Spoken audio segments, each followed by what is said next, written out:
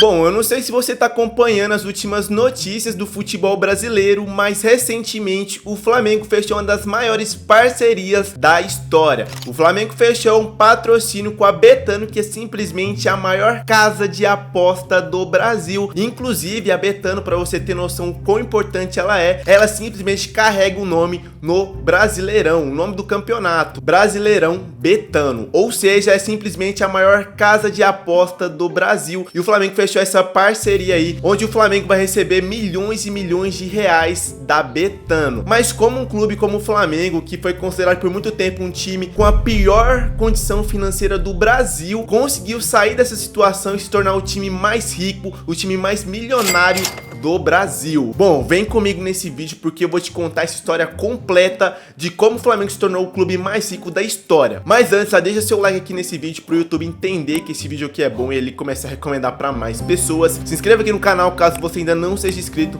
E é isso, vamos direto pro vídeo de como o Flamengo se tornou o clube mais milionário, mais rico do Brasil. Bora! Bom, pra gente entender essa história de como o Flamengo se tornou um dos clubes mais ricos, mais milionário do Brasil, a gente vai precisar voltar alguns anos no passado e entender como que o Flamengo entrou no meio dessa crise financeira. Bom, antigamente o Flamengo tinha um time muito estrelado com vários jogadores craques, como por exemplo o Zico, o Craque Júnior, o Nunes e por aí vai. Se eu for ficar falando o nome de todos os jogadores aqui, mano, vai ficar um vídeo muito grande, então eu não vou lembrar o nome de todos os jogadores aqui não. Mas enfim, o Flamengo tinha vários jogadores craques, jogadores esses que eram muito bons em suas áreas e simplesmente eram os melhores em cada posição ali. Porém, tinha uma coisa ali que fez com que o Flamengo fosse entrando cada vez mais em dívidas, que foi a respeito dos salários de cada jogador desses. Bom, o salário de cada jogador do Flamengo era muito alto, principalmente dos grandes jogadores, como por exemplo o Zico, o Nunes, o Craque Júnior e por aí vai, mano. E uma outra situação que aconteceu também, que fez com que o Flamengo entrasse em dívidas, foi a respeito da diretoria do Flamengo, que começou a cometer várias cagadas. Cagadas essas que eu falo mais a respeito das contratações dos jogadores, onde a diretoria fez várias contratações erradas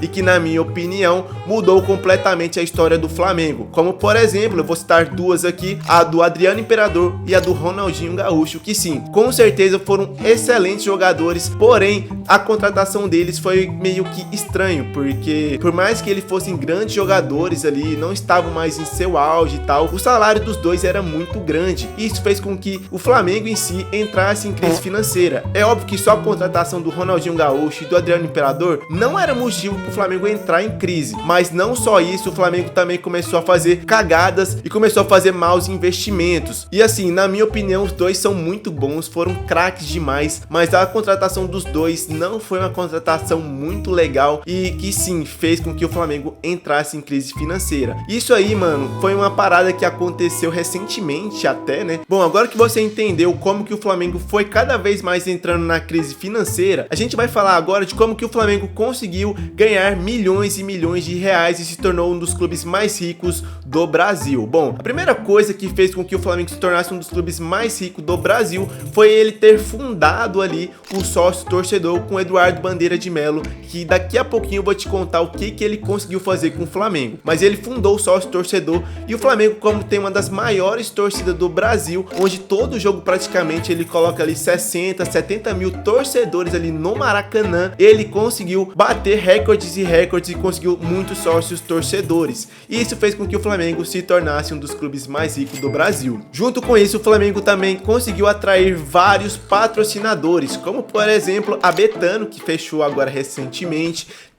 Temos também a Adidas e muitas outras. Isso fez com que aos poucos o Flamengo fosse se tornando cada vez mais um clube que atraísse mais e mais patrocinadores, fazendo com que o Flamengo arrecadasse também muito mais dinheiro. Junto com isso, o Flamengo também conseguiu arrecadar muito e muito dinheiro a ponto de se tornar um dos maiores clubes do mundo através de uma coisa muito simples, que foi subir os jogadores da base para o profissional e vendê-los. Dois exemplos disso foi dois garotos garotos do Ninho do Urubu que o Flamengo vendeu e conseguiu arrecadar milhões e milhões de reais. E quem são esses dois jogadores? Bom, simplesmente Lucas Paquetá e Vinícius Júnior. O Flamengo vendeu os dois por milhões e milhões de reais e conseguiu arrecadar muito dinheiro com a venda desses dois jogadores. Isso sem falar ainda que, por exemplo, o Vinícius Júnior, ele foi vendido antes mesmo de completar 18 anos, cara. Se eu não me engano, ele foi vendido com 16 anos para o Real Madrid, ou seja, com 16 anos ele já estava vendido.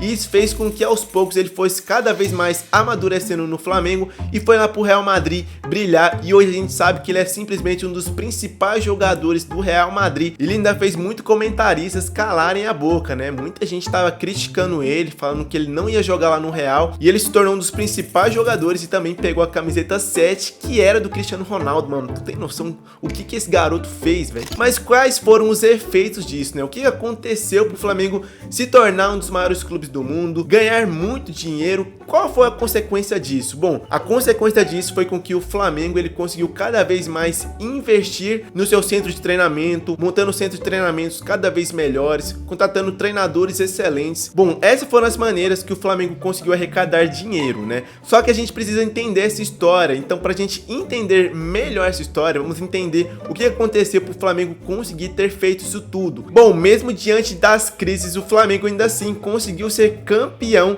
do Brasileirão de 2009, e isso fez com que o clube desse uma respirada um pouco melhor. Porém, o título mais importante que tirou o Flamengo daquela situação foi o título de 2013. Mas calma, vamos ainda para 2012. 2012, quem era o presidente do Flamengo era a Patrícia Amorim, e ela fez alguma gestão um pouco conturbada naquela época, deixando um rombo de 700 milhões de reais naquela época. E o Flamengo naquela época não tinha um time muito bom não. Tínhamos ali o Wagner Love, o Negueba e o principal, o David, que era simplesmente absurdo, meu parceiro, que ele errava o gol até debaixo da trave. E esse aí é só alguns, viu, mano? Tem uns aí que eu nem te falo, velho. Mas enfim, o Flamengo naquela época tava tendo muito problema em pagar os salários dos jogadores. O Flamengo também tava com problema de processos trabalhistas, inclusive perdeu alguns processos aí, e ele tava simplesmente um caos financeiro, meu amigo. Pra você ter uma noção, o Flamengo naquela época não tinha dinheiro nem pra comprar um pão ali na padaria, porque tava devendo todo mundo ali e o cartão não passou lá, velho. Porque se passasse lá, com certeza também o dono do estabelecimento com certeza ia ficar no prejuízo, porque o Flamengo não ia pagar, filho. O Flamengo é caloteiro. Só que aí, em 2013, entrou um carinha aí chamado de Eduardo Bandeira de Melo, que foi um cara que simplesmente revolucionou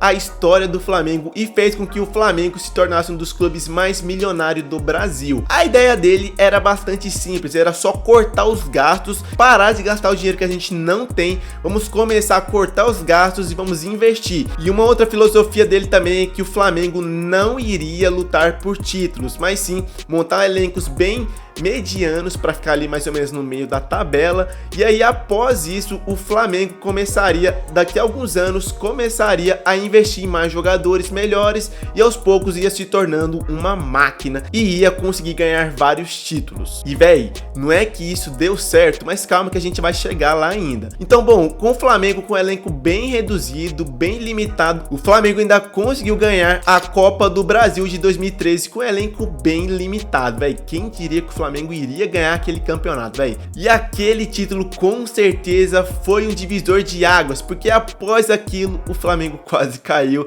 no Brasileirão de 2014, é sério. Ele ficou tipo em último lugar em muitas rodadas do Brasileirão, mas ele quase caiu mesmo, velho, você não tem noção. Só o Flamengo mesmo, velho, pra proporcionar isso aí. Mas naquele mesmo ano ele conseguiu sair daquela situação e foi cada vez mais ficando no meio da tabela. O Flamengo ficou por vários e vários anos sempre no meio ali da tabela ali do Brasileirão, tal, com quem não queria nada, até que chegou em 2015, onde o Flamengo fez a sua primeira contratação de peso. Ele contratou ali nada mais, nada menos do que Paulo Guerreiro, que foi simplesmente um dos jogadores ali mais fundamental naquela época. E o Paulo Guerreiro chegou ali como uma luva no Flamengo. Ele já chegou na sua estreia metendo gol, fazendo tudo ali, velho, metendo vários gols em vários jogos e tal. E em 2016 o Flamengo conseguiu contratar também um dos maiores jogadores da sua história, um dos jogadores que foi com certeza um divisor de águas por completo, que foi o Diego Ribas. O Diego Ribas entrou naquele time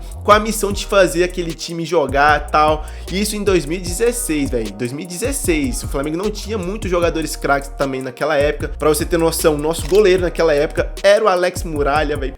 Que pariu, mano, Alex Muralha. Mas enfim. E aí, aos poucos, o Flamengo foi conseguindo cada vez mais contratar jogadores melhores. E até que chegamos em 2019, onde o Flamengo montou aquele time estrelado. Aquele time que tinha Gabigol, Bruno Henrique, Arrascaeta, Gerson e por aí vai, meu parceiro. E com esse time estrelado, o Flamengo simplesmente conseguiu ganhar a Libertadores, conseguiu ganhar o Brasileirão. Ele perdeu a Copa do Brasil, né, porque não dá pra ganhar tudo. E ele também jogou o Mundial de Clubes, jogando de igual para igual com o Liverpool, só que perdeu. Faz parte, né, mano? Nem sempre dá pra ganhar. Mas enfim, aquele foi só o começo daquela era. Depois disso, em 2020, o Flamengo também ganhou o Brasileirão. E aí, cada ano que foi, o Flamengo foi só ganhando cada vez mais títulos. E isso se dá muito também pela torcida. E eu vou te explicar o porquê disso. A sua torcida simplesmente não dá pra explicar, porque é uma torcida gigante, é simplesmente a maior torcida do Brasil. E isso fez com que o Flamengo fosse cada vez mais arrecadando mais e mais e mais dinheiro. Ele fundou também o sócio torcedor. Então o Flamengo só está hoje onde está por conta da sua torcida, por conta da era digital também, porque isso fez com que o Flamengo fosse cada vez mais evoluindo, fosse trazendo mais torcedores, divulgando cada vez mais o sócio torcedor e por aí vai, mano. Então basicamente essa aqui foi a história de como o Flamengo se tornou um dos clubes mais ricos, mais milionários do Brasil. Se você gostou, deixe seu like aqui nesse vídeo, se inscreva aqui no canal caso você ainda não seja inscrito. Falou e eu fui. Até o próximo vídeo.